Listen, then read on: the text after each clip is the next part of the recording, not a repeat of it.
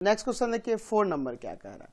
4 number कह रहा है कि a path of a wheel of train A is given by the equation x plus 2y minus 4 equal to 0 and the path of a wheel of another train b is given by the equation 2x plus 3y minus 12 equal to 0. Represent situation geometrically.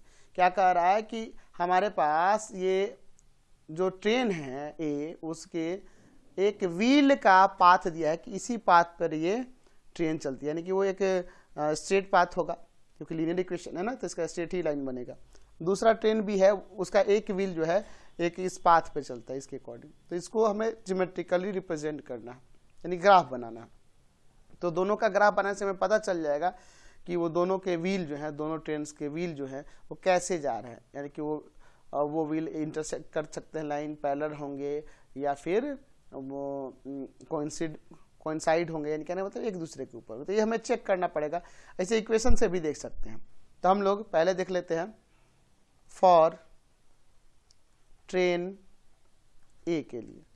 Train ए के लिए path दिया है x plus 2y minus 4 equal to 0। तो हमें इसके दो solution कम से कम निकालने होंगे ना, तो यहाँ पे क्या कर सकते हैं, x इक्वल टू में प्लस का 4 हो जाएगा उधर जाके और प्लस का 2y इधर आके माइनस का। तो मैं इसमें पुट कर देता हूँ y इक्वल टू में सपोज में 0, तो x का वैल्यू हो जाएगा 4 माइनस 2 इंटू में 0। 4 में से 0 सब्ट्रैक्ट कर देंगे ना, तो 4 में से 0 सब्ट्रैक्ट करेंगे 4 ही आएगा। अगर मैं पुट कर दूं y इक्वल टू में 1, तो x इक्वल टू हो जाएगा 4 माइनस 2 इंटू में 1, यानी कि 4 माइनस 2 आ जाएगा 2। तो मैंने इसके दो सॉल्यूशन निकाल दिए। तो चलिए दोनों सॉल्यूशन को मैं यहाँ पे एक चार्ट बना के दिखा देता हूँ, x एंड y। मैंने y को 0 पुट किया तो x का आ गया है 4 एंड y को 1 पुट किया तो x का आ गया है 2।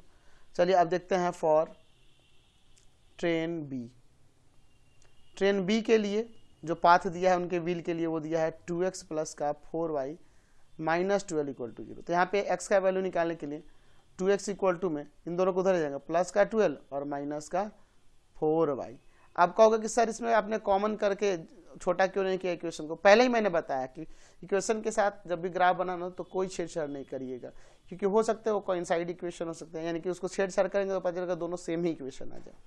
ठीक है, यहाँ से x इक्वल टू में क्या आ गया 12 माइनस का 4y और y में 2। चलिए अब इसके मैं दो सॉल्यूशन निकाल लेता हूँ, पुट कर देता हूँ। सपोज y इक्वल टू में मैं यहाँ पे पुट कर देता हूँ 2, तो x का वैल्यू आ जाएगा 12 माइनस का 4 इंटू में 2/2, यानी कि 12 माइनस का 8/2। सब्ट्रैक्ट हो जाएगा आपका 4 और y में 2 कट जाएगा 2 टाइम्स में, तो 2 आ गया एक सॉल्यूशन।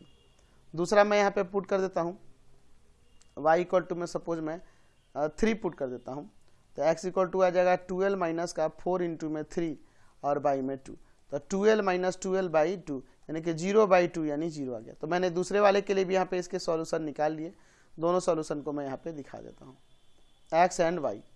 मैंने यहाँ पर y का वैल्यू 2 पुट किया है तो x का आ गया है 2, ठीक है, और y का वैल्यू मैंने यहाँ पे पुट किया है 3, तो x का आ गया है 0। तो चलिए अब दोनों के लिए मैं यहाँ पे इनके ग्राफ बनाता हूँ। चलिए तो हमने ग्राफ पेज ले लिया, पॉजिटिव ही है निगेटिव में, इसलिए मैंने पॉजिटिव वाला ही सिर्फ लिया, x dash and y dash.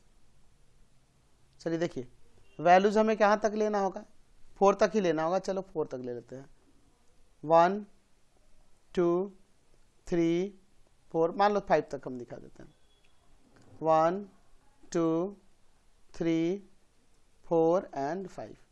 चलिए x का 4 y का 0, तो 4 और 0 यही हो जाएगा,